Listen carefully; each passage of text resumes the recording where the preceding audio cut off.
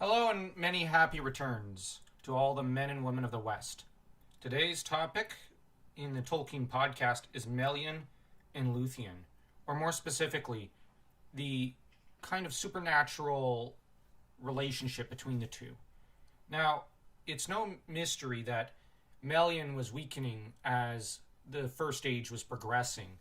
Her girdle was quite powerful, but eventually her last connections to Middle-earth were severed and the girdle fell.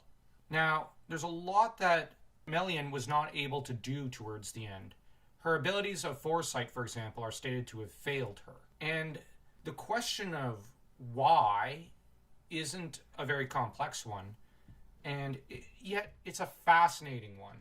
In the nature of Middle-earth, Melian is stated to have, on page 21, having in woman form born a child after the manner of the incarnate, desired to do this no more. By the birth of Luthien, she became enmeshed in incarnation, unable to lay it aside while husband and child remain in Arda alive, and her powers of mind, especially foresight, became clouded by the body through which it must now always work.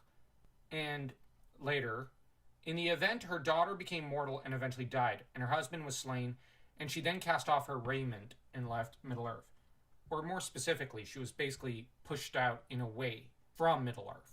Had she had more children, it's very likely that she would have lost more of her Maya powers and might have become truly elvish or mortal, or something along those lines.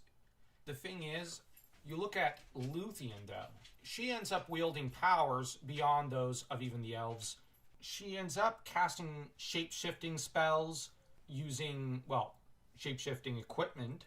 She is even able to enchant Morgoth, as much with her song and magic as with her beauty.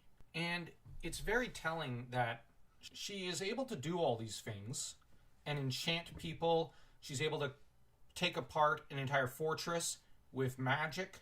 It's very obvious a lot of Melian's power got poured into Luthien. So in a way, I think you can make the comparison between Luthien and the One Ring, and how Melian, by giving birth to Luthien, poured more of herself than even the elvish women tend to do when giving birth to a child. She poured in a lot of her Maiar traits and magic, in essence, into Luthien. So that Luthien, yes, is half Maiar, but seems to have been, in a way, what Morgoth and Sauron kind of did. Sauron poured all of himself into his ring, and Morgoth dissimulated much of his being into Arda and into his various perversions, such as Glaurung and the Orcs, and so that they carried a great deal of him with them wherever they went. So that one could actually describe Luthien as Melian's ring in a way. And wherever Luthien went, there was a small bit of Melian in her. And this is one of the most fascinating elements that surrounds Luthien and even Melian. Thus, as she had poured so much of herself into Luthien, there was little else that was left of the original Maiar that Melian had been that was not, dissimulated elsewhere into Luthien and to the girdle. Therefore, the only thing keeping Melian tied to Middle-earth was really her bonds, her physical ones, to Thingol. Thus, Melian was hanging on to Middle-earth by a mere tendril, a small thread, with that thread severed when Thingol died. That's all I've got for you today. Do leave a like, comment, and subscribe, and tell me what you think of the nature of Luthien's relationship with Melian, and if you have anything further to add. Next time, I'm hoping to kind of get into Arendis and Aldarion. Until next time, take care.